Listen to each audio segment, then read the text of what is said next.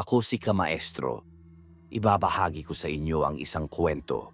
Hango sa totoong buhay, simulan na natin. Ang kwentong ito ay hango sa totoong buhay. Mula ito sa isa nating kabayan na itago na lang natin sa pangalang Leo. Taong 1989, probinsya ng Iloilo. Nang mga panong ito, kasalukuyang nagtatrabaho bilang kawani ng DSWD itong si Leo. Nadistino sa mabundok na bahagi ng Iloilo. Pangkaraniwan sa binata ang madestino sa ganitong mga lugar. Ngunit ang karanasang inyong matutunghayan ay siyang nakapagpabago ng pananaw ni Leo. Kakatapos lang ng bagyo ng mga sandaling ito, naatasan ang binatang magpunta sa isang liblib na barangay na sakop ng Lambunaw sa probinsya din ng Iloilo. Pamamahagi ng relief goods ang kanilang pakay sa lugar at bilang nagtapos sa kursong medisina, pinili ng binatang magdala ng mga kagamitan sa panggagamot. Napansin naman ito ng isa sa mga kasamahan. Kaya kaagad siyang sinabihan na iwanan na lang ang mga gamit dahil walang naniniwala sa doktor sa baryong kanilang pupuntahan. Alam mo, Dok, walang magpapagamot sa'yo dun. Kahit sabihin mo pang libre. Kung ako sa'yo, iiwan ko na lang ang mga gamit mo. Tara na, nag-aantay na sa atin yung sasakyan eh. Wika ng kasamahan na itago na lang natin sa pangalang Daniel. Nag-aayos din ito ng kagamitan. Napansin ng binata ang 2 bote ng mamahaling alak sa bag nito. Alam mong bawal magdala ng alak sa pupuntahan natin, di ba? Eh bakit meron ka niyan? Tanong ni Leo. At dahil pasaway itong si Daniel, nginitian lang nito ang binata. Sa kabila ng babala nito, dinala pa din ni Leo ang mga kagamitan dahil hindi ito naniniwala sa sinasabi ng kasama. Pagkarating sa lugar, napansin ni Leo na tila ilag ang mga tao sa kanila. Kahit panong ibaba na ng mga kasama ang pagkain dala, tila wala pa rin interes ang mga ito. Ano bang nangyayari sa mga taga dito? Bakit parang takot sila sa atin? Tanong ni Leo. Hindi sila takot, Dok. Ayaw lang talaga nilang nakikisalamuha sa mga taga-syudad. Hayaan mo na. Ang kapitan na lang natin ang bahala sa kanila. Tugon ni Daniel. Hindi maiwasan ng binatang magtaka kung bakit ganito ang reaksyon ng mga tao. Kaya pagdating ng kapitan ay kinuusap niya ito. Pagpasensyahan mo na mga kabarangay namin, Dok, ha? Hindi lang talaga sila sanay na may mga taga-syudad na pumupunta dito. Siguro naman, nakikita mong nasa pusod kami ng kagubatan. Ni isa sa mga taong ito, hindi pa nakakababa sa bayan. Kung meron man, bilang na bilang lang. Wika ng kapitan. Pero Kap, paano po yung mga medikal na pangangailangan ng mga tao? Huwag mo sabihin ni isa sa kanila, hindi ba nagkakasakit? Tanong ng binata. Maniwala ka man sa akin o hindi, Dok. Totoo ang sinabi mo. Dahil malayo kami sa impluwensya ng modernong panahon, napapanatili namin ang magandang kalusugan at kung medikal na atensyon lang ang kailangan, meron naman kaming manggagamot dito. Yun nga lang, hindi siya nakasuot na puting damit. Alam na ni Leo ang tinutukoy ng kapitan. Taliwas ito sa kanyang paniniwala, ngunit walang magagawa ang binata kung hindi erespeto ang nakaugalian ng mga taong nakatira sa baryong iyon. Isang linggo lang silang nanatili sa lugar at sa kasamaang palad, hindi pa naaabot ng kuryente ang barangay. Kaya naman solo at gasera ang nagsisilbi nilang ilaw sa gabi. Isang hapon, habang nagsasagawa ng pag-iikot, nadaanan ng grupo ni Leo ang mga taong gumagawa ng bahay. Nang aksidenteng mahulog ang isa sa mga ito at mabalian ng braso. Bilang doktor, likas kay Leo ang rumesponde sa mga ganitong kaganapan. Dali-daling lumapit ang binata upang suriin ang lalaki at kagad kumuha ng mga kagamitan upang malapatan ng paunang lunas ang pinsala ng kanyang pasyente. Tulungan niyo akong buhatin siya. Kailangan niyang madala sa bayan para maayos ang nabali niyang buto. Wika ng binata. Ngunit laking pagtataka nito dahil ni isa sa mga nakikiusyoso ay walang kumilos. Ilang sandali pa ang nakalipas. Biglang may nagsalita mula sa kanyang likod. Hindi na kailangan, iho. Makasama. Dalhin niyo yan sa aking kubo at doon ko siya gagamutin. Wika ng matanda. Hindi makapaniwala si Leo dahil sumunod ang mga kalalakihan sa pinag-uutos nito. Teka, sandali lang, tay. Basag po yung buto niya sa binti, oh. Hindi po madadala sa hilot lang yan. Kailangan niyang maoperahan para maayos yung nabasag niyang buto. Tugon ni Leo. Nilingon siya ng matanda at tinugon. O sige na nga. Bakit hindi mo itanong dyan sa lalaki kung kanino niya gustong sumama? Sa'yo ba o sa akin? Wika ni Mang Matias. Ibinaling ng binata ang tingin sa pasyente. Nagmakaawa itong dalin sa tahanan ng matandang tinawag nilang Matias. Wala nang nagawa si Leo kung hindi hayaan ang mga kalalakihan.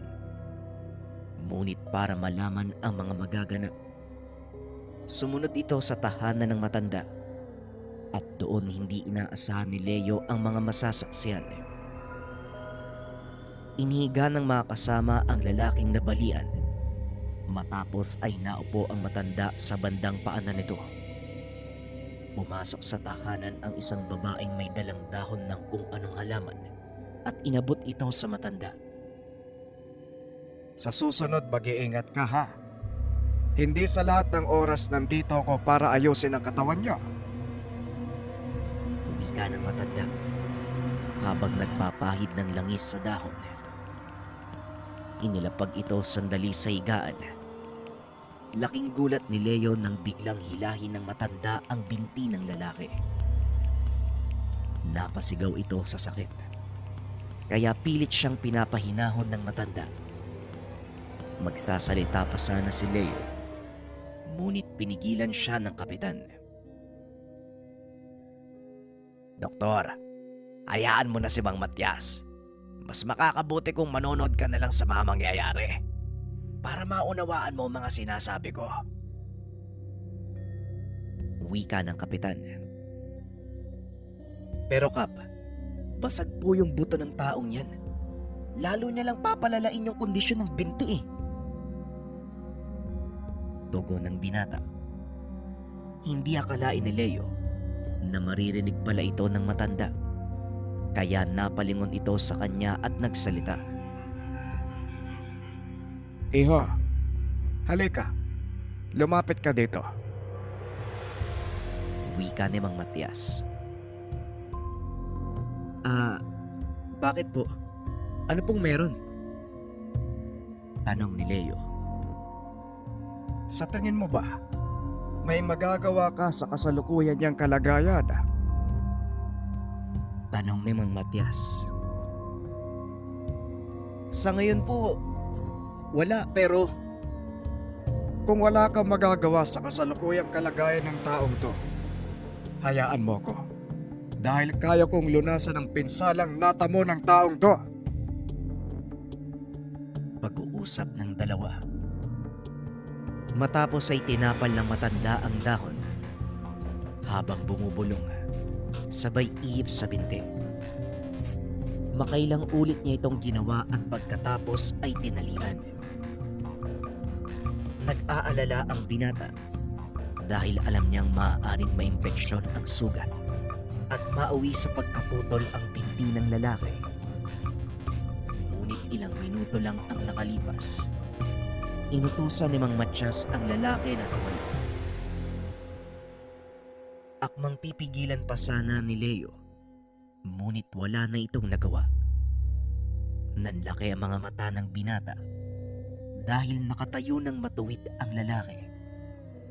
Naglakad palabas ng tahanan na parang walang nangyari. Hindi maipaliwanag ni Leo ang mga naganap dahil kung titignan, walang sayantipikong basihan ang biglaang paggaling ng pinsala nito. Alam kong nagtataka ka dahil hindi mo maipaliwanag ang nangyari. Isa lang ang sasabihin ko sa iyo, Doktor. May mga bagay sa mundo na hindi kailanman mauunawaan ng siyensya. Kung mauunawaan man, hindi nila ito kayang tanggapin dahil walang sapat na katibayang magpapatunay sa mga nangyari. Ang mahalaga, gumaling ang pinsala. Sapat na yon para sa amin. Uwi ka ng matanda. Matapos ang kaganapan, muling bumalik si Leo sa kanilang tinutuluyan. Saktong naghahanda na ng hapunan ang mga kasama. Dok, tamang-tamang dating mo. Tara, kain na tayo. Wika ni Daniel. Sige Daniel. Muna na kayong kumain. Busog pa ako eh. Tugon ni Leo. Hindi nakaramdam ng gutom ang binata sa kakaisip sa sinabi ni Mang Matyas. Pumasok siya sa loob ng kwarto at nagpahinga. Habang nakaiga, pilit nitong iniisip ang nangyari. Ngunit kahit anong gawin ng binata, hindi nito mapagtagpi-tagpi ang pangyayari. Buong gabing nanatiling gising si Leo habang pinag-aaralan ang kanyang mga dalang aklat. Wala itong mahanap na sapat na kasagutan kung papaanong ipaliwanag ang biglaang paggaling ng lalaking iyon. Hindi na namalaya ng binata ang oras. Nagulat na lang ito dahil pagtingin sa labas ng bintana, maliwanag na. Lumabas ng kwarto ang binata at naganda na para sa kanilang gawain sa araw na yun. Kaso nga lang biglang bumuhos ang malakas na ulan. Ilang sandali pa ay dumating ang kapitan. Sinabihan silang hindi matutuloy ang pagpunta sa kabilang baryo dahil sa panganib ng pagguho ng lupa. At dagdag pa nito na maaaring tumagal ang pag-ulan hanggang sa hapon. Walang magawa si Leo ng mga sandaling iyon kung hindi ang tumunganga at pagmasdan ang mga taong masayang ginagawa ang kanilang pang-araw-araw na gawain. Hanggang sa mapansin ng binata si Mang Matyas, bumibili ng maiinom sa tindahan. Biglang pumasok sa isip ni Leo na puntahan ito at makipag-usap. Nagpaalam ang binata sa may-ari ng tahanan na kanilang tinutuluyan na itago na lang natin sa pangalang Mang Oscar. Binigyan niya ng mahalagang payo si Leo. Alam mo, hindi nakikipag-usap si Tandang Matyas ng basta-basta. Maliban na lang kung may dala kang masarap na inumin. Mahilig ang matandang yun sa alak at hindi niya tatanggihan ng isang bote ng alak na galing sa bayan. Wika ni Mang Oscar. Napagtanto ng binata na imposible ang sinasabi ni Mang Oscar. Dahil bukod sa umuulan, napakalayo din ng bayan. Kaso nga lang naalala nito ang sinabi ni Daniel. Daniel, di ba may dala kang alak? Nasaan na yung dala mo? Hindi ba sinabi kong bawal yun? Amin na, kukumpiskahin ko. Wika ng binata. At dahil mas mataas ang katungkulan ni Leo, walang nagawa si Daniel kung hindi ibigay ang dala nitong alak. Saan mo naman dadalhin yan? Baka pwede naman akong sumama. Ang mahal pa naman ng bili ko sa alak na yan. Hindi ko man lang matitikmo, no? Dok naman baka pwedeng palusutin mo na. Pakiusap ni Daniel. Dito ka lang. Mag-antay kang tumila ang ulan. At saka, tapusin mo nga muna yung report natin. Sandali lang naman ako sa pupuntahan ko Huwag nang maraming tanong. Tugon ni Leo. Matapos ay kagad na itong lumakad papunta sa tahanan ni Mang Matias. Pagkarating doon, napansin ng binatang bukas ang pintuan, ngunit walang tao. Kinatok ng binata ang pinto. Laking pasasalamat nito dahil may sumagot. Sandali lang. Nandito ako sa kusina.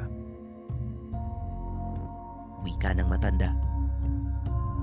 Ilang sandali pa ay lumabas na ito sa sala at hinarap si Leo.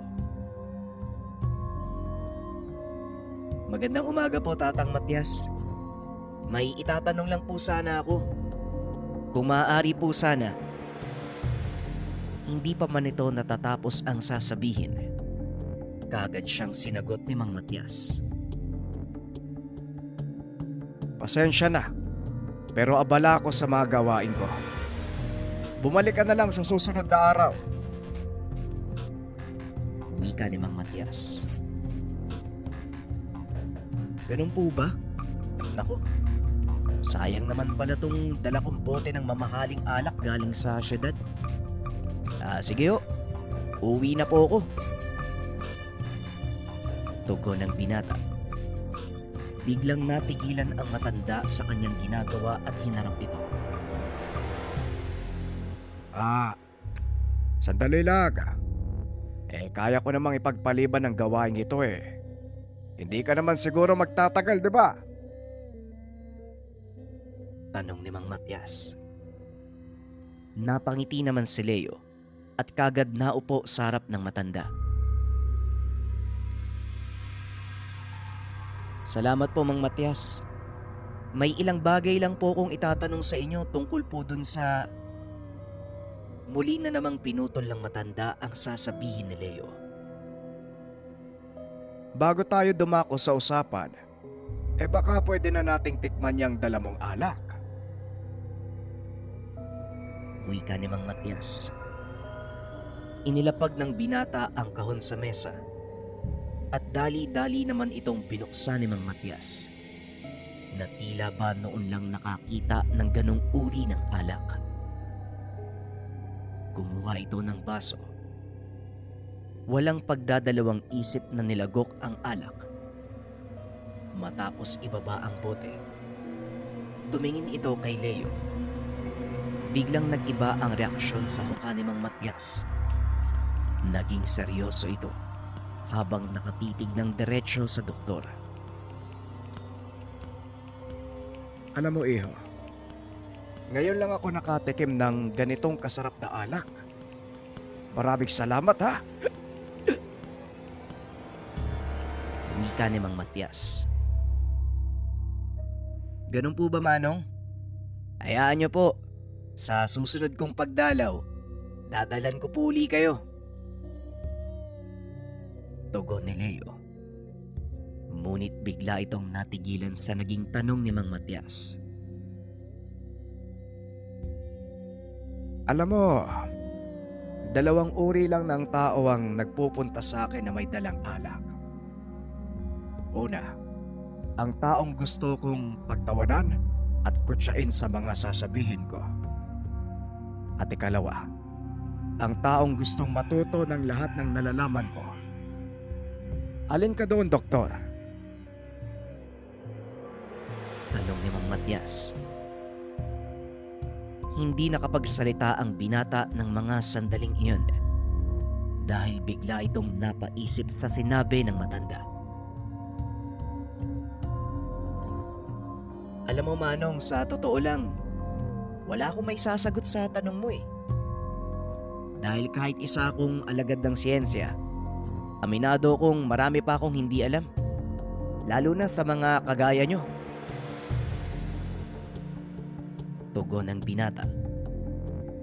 Inabot ng matanda ang baso sa binata at tinagayan ito ng alak. Uminom ka muna. Parang ako lang ang malalasing sa ginagawa mo eh. Wika nito. Ngunit malapit nang mapuno ang baso ng binata at patuloy pa rin ang pagbuhos ni Mang Matias hanggang sa tuluyan na itong umapaw. Manong, tama na po, puno na oh. Wika ni Leo. Ang mga sayentipikong kagaya mo, may hahalin tulad sa basong ito. Mahirap punuin ang sisid lang dati ng puno. Wika ni Mang Matias. Sabay kuha ng baso sa binata. Dire-diretso itong ininom.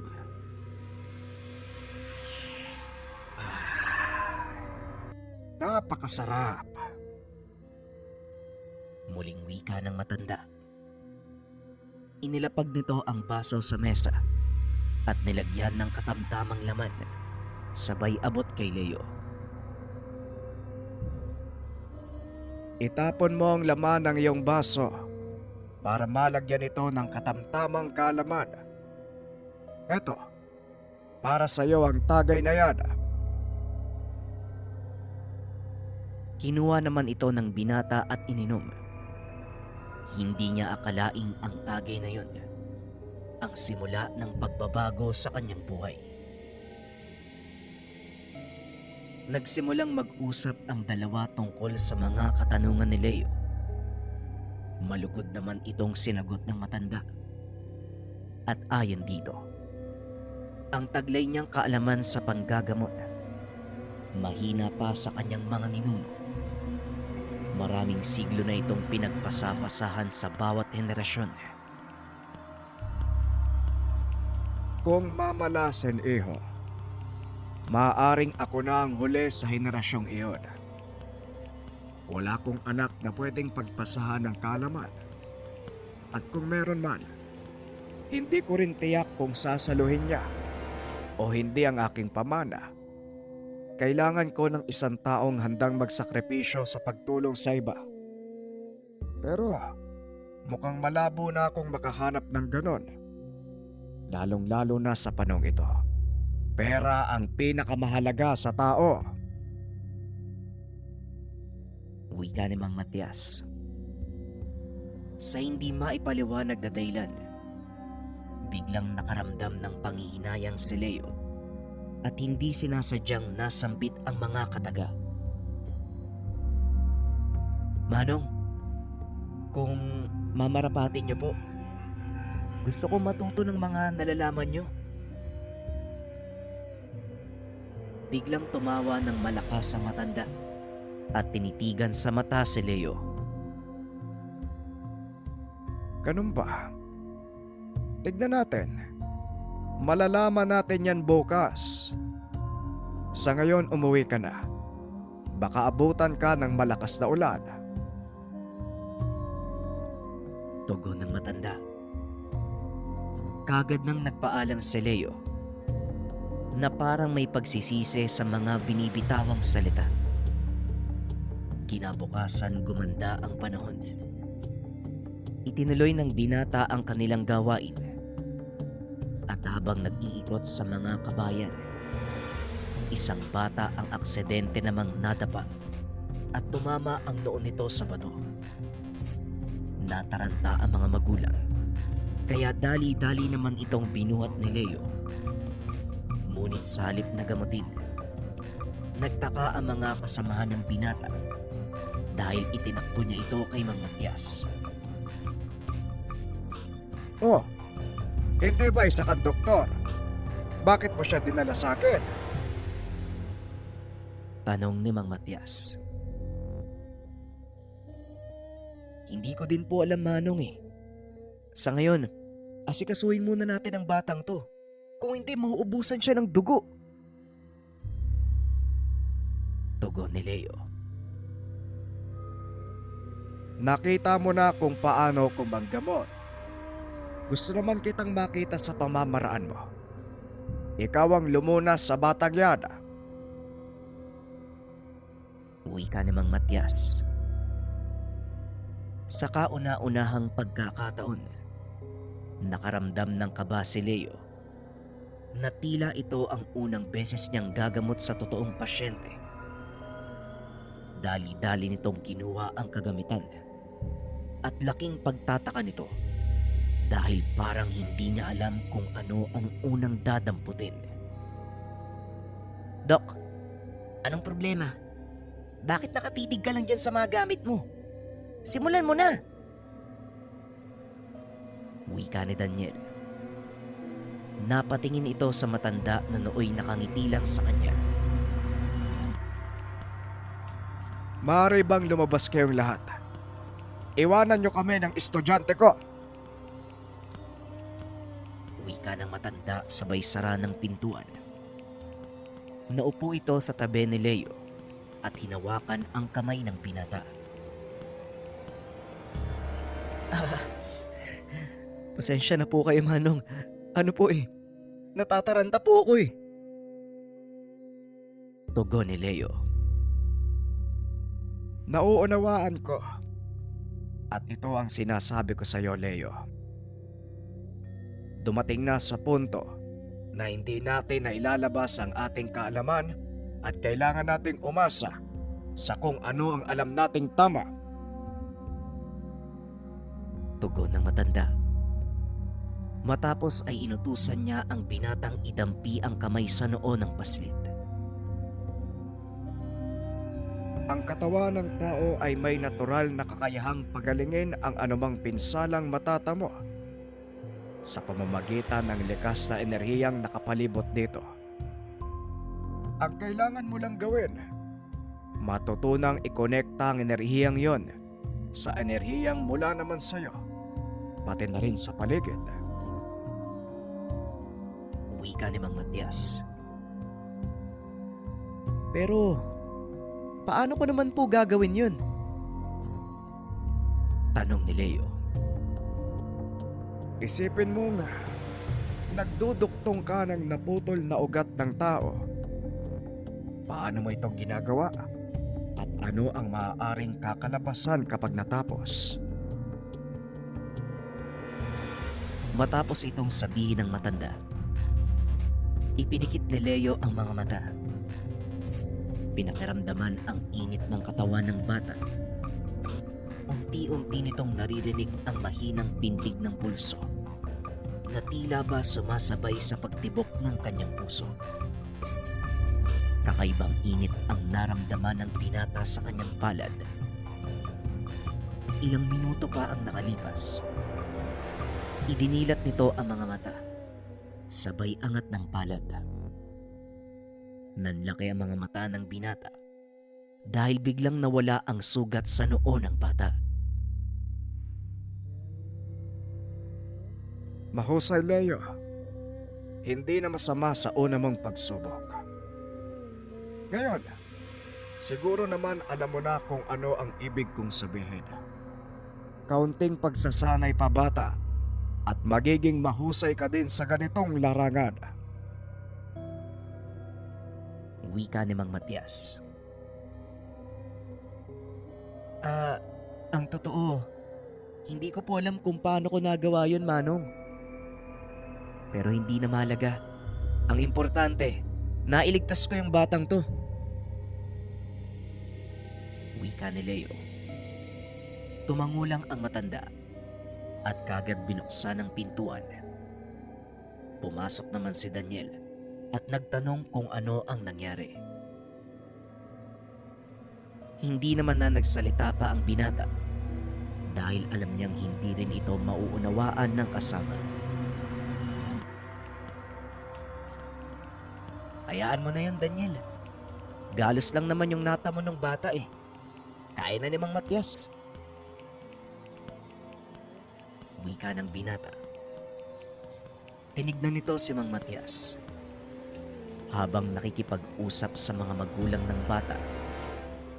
Lubos ang pasasalamat ng mga ito dahil sa pagpapagaling sa kanilang anak.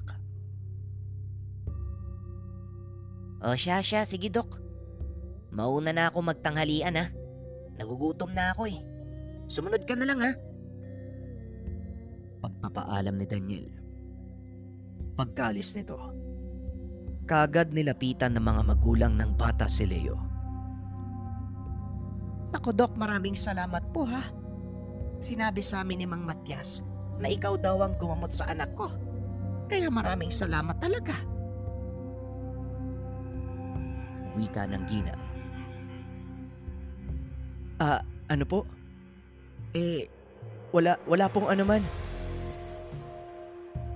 Wika ni Leo.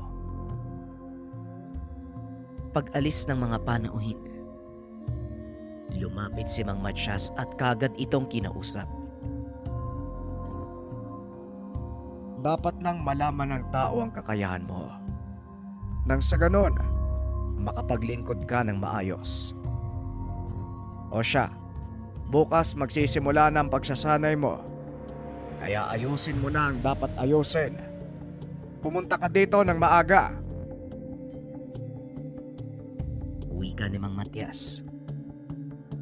Akmang tatayo pa sana si Leo nang bigla itong makaramdam ng panghihina.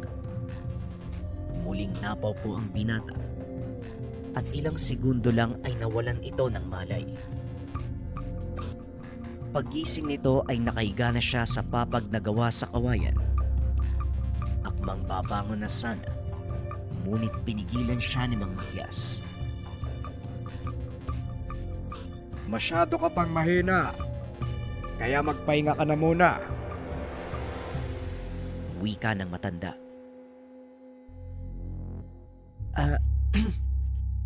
Ano po bang nangyari? Bakit po ako nanghina ng gusto? Tanong ni Leo. Ito ang unang beses mong kumonekta sa katawan ng ibang tao. Normal lang na makaramdam ka ng panghihina dahil ibinigay mo sa bata ang maliit na bahagi ng enerhiya mo. Pero ilang oras lang, manunumbalik na rin ang lakas mo. Tugon ng matanda. Muling nahiga si Leo at ipinikit ang mga mata. Ngunit bigla din itong napadilat nang makarinig ng mga kalabog sa labas ng kwarto. Pinilit nitong bumangon sa pag-aalalang baka may nangyari sa matanda. Ngunit bigla itong napasilip sa pintuan. Sinabihan ang binatang wag lalabas ng tahanan. Bakit po, Manong? Ano po bang nangyayari? Tanong ni Leo. Huwag ka nang maraming tanong pa. Pumasok ka sa kwarto. Ako na ang bahala dito. Matapos mag-usap ay kagad lumabas ng bahay ang matanda. Sinarado pa nito ang pintuan para hindi makalabas si Leo. Ngunit nakakita ito ng maliit na siwang sa dingding. Kaya pinili ng binatang tignan kung ano ang nangyayari sa labas ng bahay. Nakita nito ang dalawang kataong nakasuot ng uniforme ng militar. May ilan pang nakasakay sa sasakyan. Nung una ay nakikipag-usap lang ito sa matanda. Ngunit kalaunan, tinutukan na ito ng baril ng isa sa mga armadong lalaki. at talagang nagmamatigas ka pa. Ilang ulit na kami nagbigay ng babala sa'yo, tanda. Kung patuloy kang magmamatigas, mapipilitan kaming ilagay ka sa lugar mo. Wika ng isa sa mga kalalakian. Ilagay sa lugar. Pasensya na.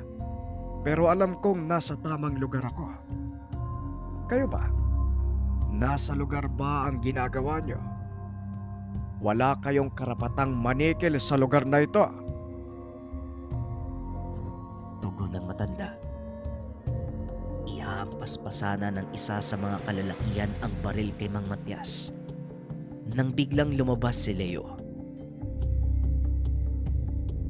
Sandali lang, Commander. Hindi ba maigpit na ipinagbabawal ng pamunuan niyo ang manakit ng sibilyan? Saka tama ba ang narinig ko? Nangingikil kayo sa mga kawawang taong ito.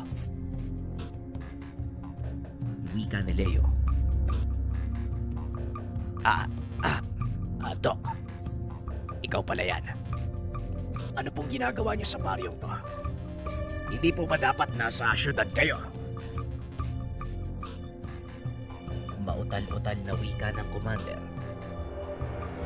Nagsipagbabaan ang mga kasama nito sa sasakyan at sumaludo sa binata. Hindi pa ba sapat ang pondong binibigay ng aking ama sa adhikain nyo? Hindi ba dapat kayo nagtatanggol sa mga taong to?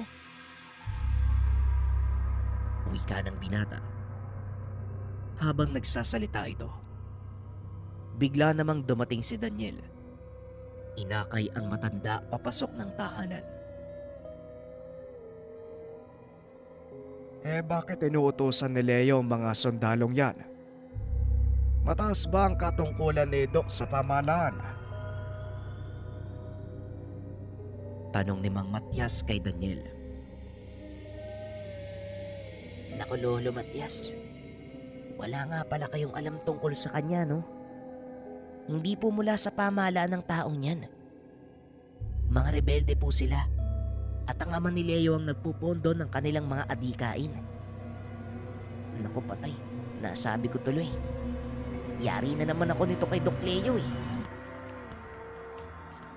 Tugon ni Daniel habang sinasapo ang sariling bibig. Kaunting kaalaman. May isang sekretong itinago ang binata. Ito ang pagiging anak ng pinakamayamang tao sa probinsya. Walang iba kung hindi ang kilalang si Don Lucio. Ito din ang tagapondo ng isang kilalang komunistang grupo sa bansa. Balik tayo sa kwento. Ganun ba? Huwag kang mag-alala. Wala naman akong sasabihin eh. Wika ni Mang Matias. Habang nakatitig sa binata, pinagmamasdan ng mga tao ang ilang kalalakihang nakaubad ng kanilang uniforme at isa-isang tumayo sa gitna ng baryo. Mga wala kayo sa ayos ha. Ito ba ang pinupuntahan ng pera ng tatay ko? Alam nyo ba na ang tatay ko ang pinakamalaking tagapondo ng mga gawain nyo? Ano kaya ang sasabihin ni tatay sa oras na malaman niyang ganito ang ginagawa nyo? Pangaral ni Leo sa mga kalalakian. Naku po, pasensya na po kayo, hindi na po mauulit. Hindi po kasi namin alam na nandito po kayo eh. Tugon ng commander na lalo namang nagpainit ng ulo ni Leo. Di kung wala pala ako, uulit-ulitin niyo yung pang-aapi sa mga tao dito, ha? Muling tanong ni Leo. Hindi naman po ganoon, Doc Leo. Hindi na po kami uulit. Huwag niyo lang po kaming isumbong sa tatay niyo. Pakiusap ng commander. Biglang nakaisip ng paraan si Leo. Napalingon ito sa mga taga-baryo. O sige, pagbibigyan ko kayo pero sa isang kondisyon. Linisin nyo ang lahat ng natumbang puno dito. Lahat ha? Ayoko makakakita ng kahit isang dahong nakakalat sa mga daan. Wika ni Leo. Kagad namang kumilos ang mga ito. At sa loob ng 2 araw, nagawa nilang malinis ang lahat ng kalat na gawa ng mga nagdaang bagyo. Inutusan niya din ang mga itong siguraduhin ang kaligtasan ng mga tao doon sa baryo. Matapos ipagawa ni Leo ay kaagad nang nagpaalam ang mga kalalakian. Dito na nagsimula ang pagiging malapit ng doktor sa mga tao. Sinimulan na din ni Mang Matias ang pagtuturo kay Leo.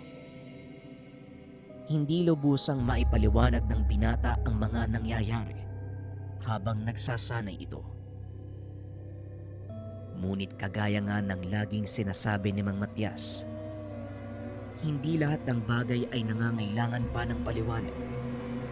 Kung minsan nangyayari lang ito ng walang dahilan.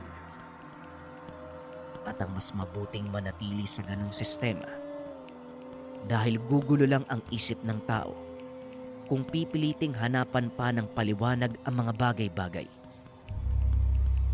Dahil sa pinasok ng binata, napilitan nitong mamalagi sa baryo.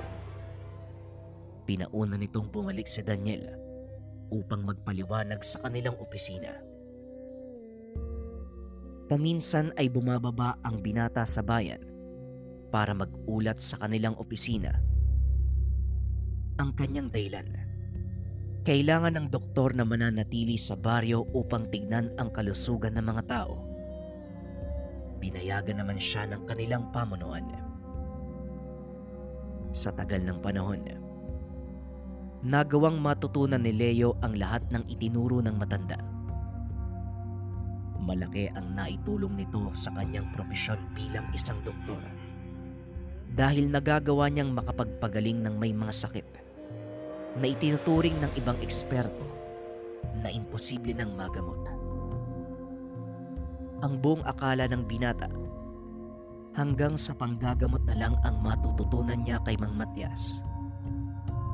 Ngunit laking gulat nito nang minsan isang araw may napadaang mga taga-syudad sa kanilang baryo.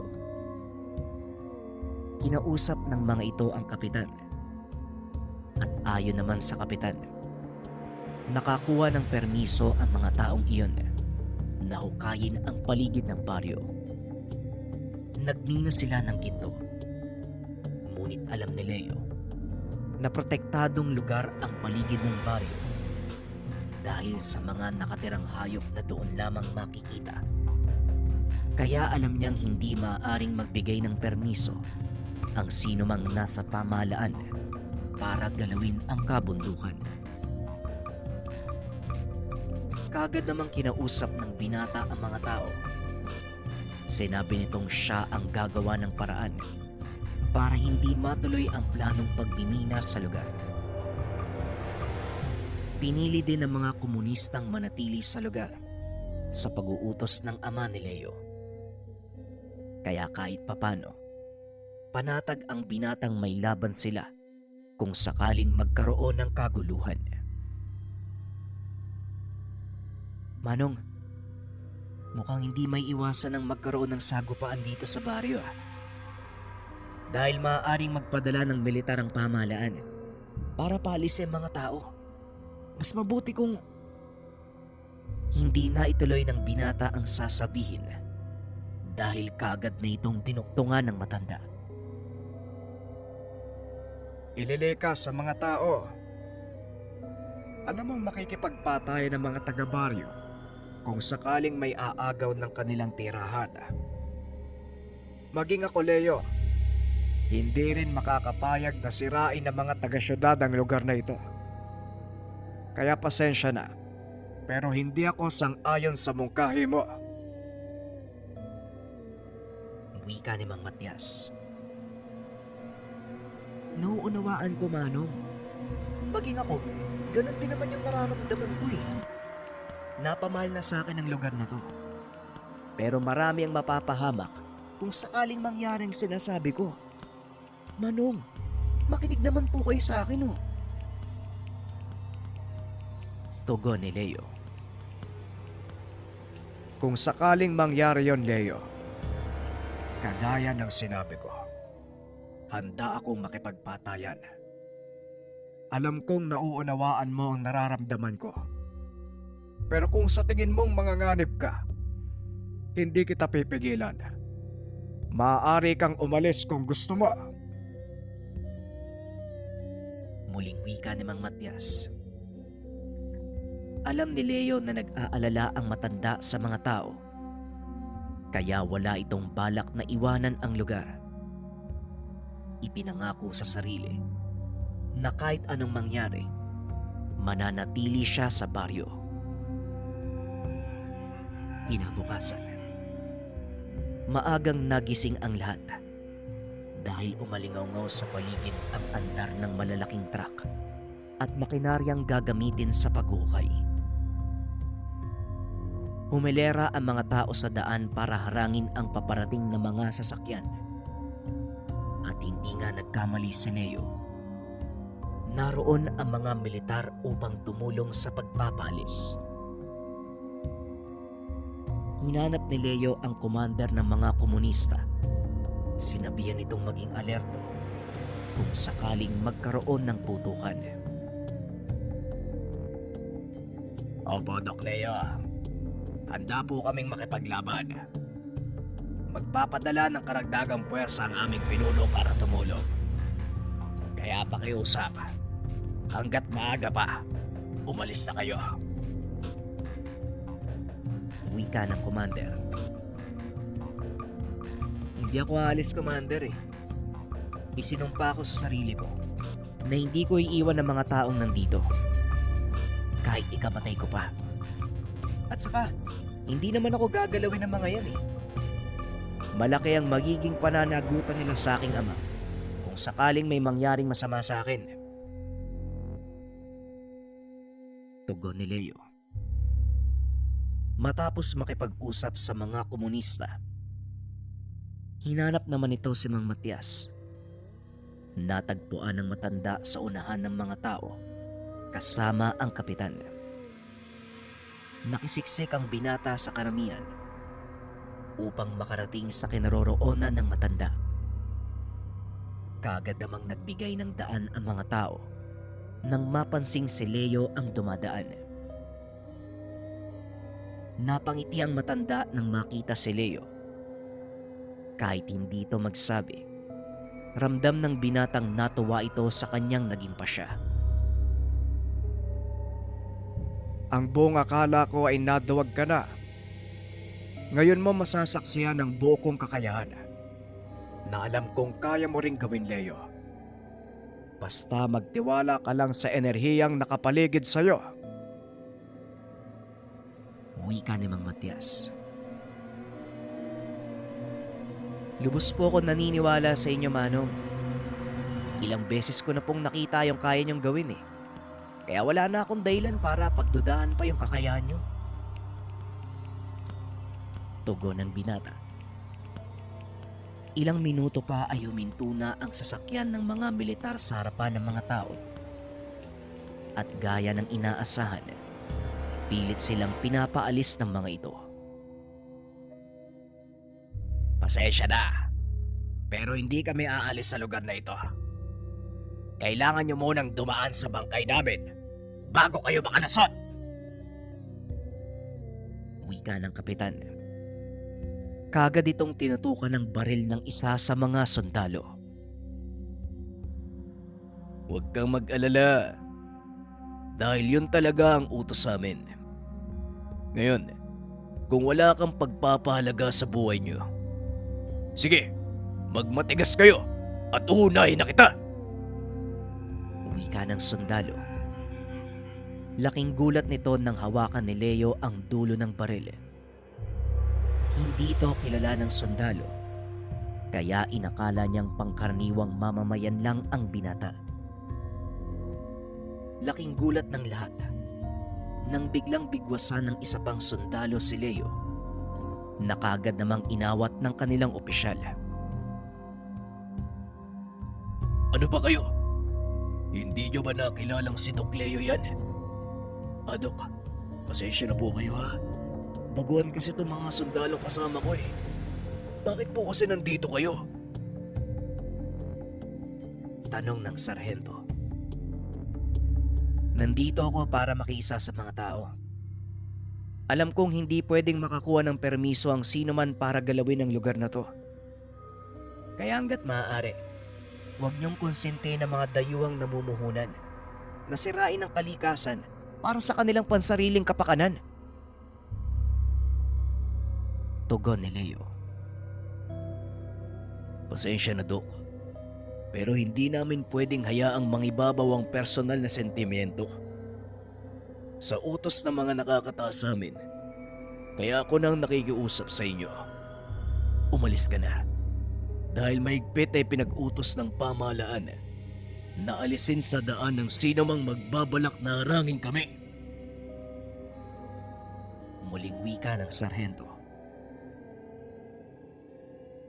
Kung ganon, sarhento, gawin niyo ang nararapat. Pero huwag niyong aasahan. Natutunganga lang kaming mga nandito at walang gagawin habang sinisira niyo ang tahanan namin. Wika ng kapitan. Sa pagkakataong iyon, walang awang hinampas ng baril ng sarhento ang matanda. At dito na nagsimulang magkagulo. Hindi na nagawa pang pigilan ni Leo ang mga tao. Kanya-kanyang bunot ng itak ang mga kalalakian. Maging ang mga kababaihan ay hindi pa rin nagpaawat. Binato ng mga ito ang mga sundalo ng kahit anong mahawakan hanggang sa umalingaw-ngaw ang sunod-sunod na putok. Nanlaki ang mga mata ni Leo nang makitang bumagsak ang ilan sa mga kalalakian. Tumingin ito sa direksyon ng mga kasamahang komunista na nooy nag-aantay lang ng utos mula sa kanya. Marahang tumango ang binata. Biglang nagpaulan ng bala ang mga ito. Hindi inasahan ng mga sundalo ang presensya ng mga rebelde at lingid din sa kaalaman nila Leo na may nakasunod pang puwersa ang mga ito. Bago pa dumating ang pangkat na kasabay ng mga kagamitan, may nakapalibot na sa kanilang mga militar. Nagulat na lang ang binata nang isa-isang nagtumbahan ang mga kasamahan. Ang ilan sa mga ito nagsipagtakbuhan para iligtas ang kani-kanilang mga buhay. Ngunit naiwang nakatayo ang kapitan habang pilit na nakikipaglaban sa mga sundalo. Nagulat si Leo nang makita si Mang Matias na naglalakad papunta sa mga sundalo. Baliwala sa matanda ang bala mula sa mga kalaban. At ang mas lalong ikinagulat ng binata dahil isa-isang nagtalsikan ang mga sundalo. Sa bawat kumpas ng kamay ng matanda, isang kalaban ang nalalagas. Napakadami pang paparating. Kaya inisip ni Leo ang tumulong. Naalala nito ang sinabi ng matanda. Huminga ng malalim ang binata at dali-daling tumakbo papunta sa tabi ni Mang Matias. Sinundan ang kilos nito.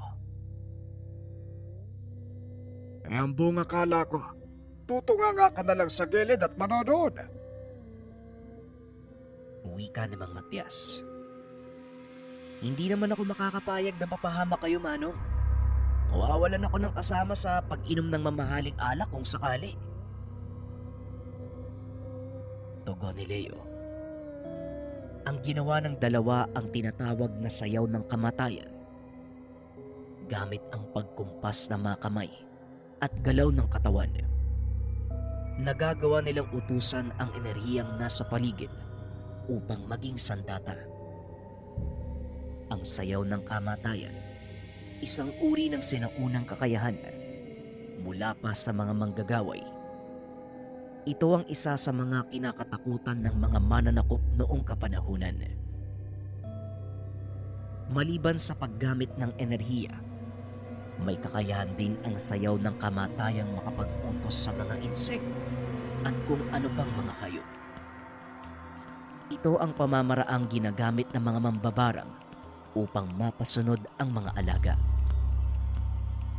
Balik tayo sa kwento. Hindi makapaniwala ang mga sundalo sa nakikita. 2 tao lang ang kanilang kalaban. Ngunit unti-unting nauubos ang kanilang panig. Hanggang sa tuluyan ng umatras ang mga ito. Maging ang mga kagamitan sa paghukay ay nagsipag-alisan na rin sa takot na masira ang mga ito. Bagaman nalagasan, masaya ang mga taga-baryo dahil nagtagumpay sila sa pagtatanggol ng kanilang lugar. Sa ngayon, nagawa natin silang pigilan at alam kong magbabalik sila. Kaya kailangan pagandaan. Wika ni Mang Matias habang ginagamot ang mga sugatang kababaryo. Huwag yun ang alalahanin yan, Manong. Ako na pong bahala sa bagay na yan. Magpapaiwan na din yung mga tao sa labas para tumulong sa pag-aayos ng baryo. Tugon ni Leo. Matapos makipag-usap sa mga taga-baryo, kaagad bumaba ng bayan si Leo upang makipag-usap sa kanyang ama. Sumang-ayon naman ito sa gustong mangyari ng binata. At ilang araw lang, naaprubahan ng pamahalaan ang petisyon ng binata na huwag gagalawin ng baryo. Pinanagot din ang mga opisyales na nagbigay ng permiso sa mga dayuhan. Natuwa ang mga tao sa ginawang aksyon ng binata. Ito ang naging daan upang kilalanin ang lugar na protektadong bahagi ng probinsya. Pinili ni Leo ang ipagpatuloy ang pamumuhay sa baryo. Pinagsama ng binata ang kaalaman sa medisina at mga natutunan mula kay Mang Matias upang makatulong sa mga tao. Sa paglipas ng panahon, maraming nakakilala sa kakayahan ni Leo. Nakarating pa ito sa ibang bansa upang magsagawa ng maselang operasyon na isang maharlikang Arabo. Dahilan para manganib ang buhay ng binata dahil kaakibat ng gagawin niya. Ang banta na kung hindi niya magagawang pagalingin ng tao, ipapabitay siya ng pamilya nito. Ngunit panatag na isinagawa ni Leo ang operasyon at tagumpay niyang napagaling ang pinuno. Nagbalik ito sa baryo. Masayang-masaya ang mga tao nang makita ang binata. Ngunit sa paglipas ng panahon, bigla itong nawala. Walang sino man ang nakakaalam kung saan nagpunta si Leo. Ngunit may ilan ding nakakapagsabi na tuluyan na itong namundok kasama ng mga komunista. May ilan ding nagsabi na tinahak nito ang daan sa pagiging ermitanyo.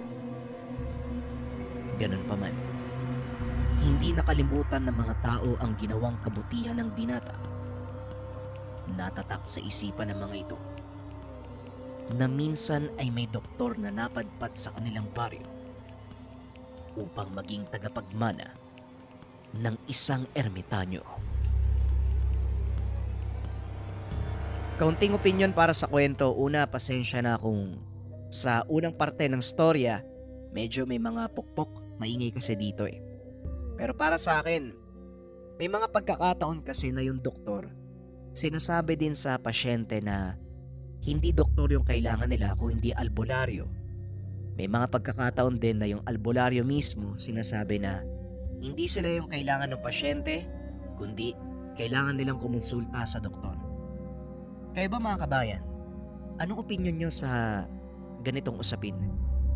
Kayo nang bahala sa comment section. Salamat.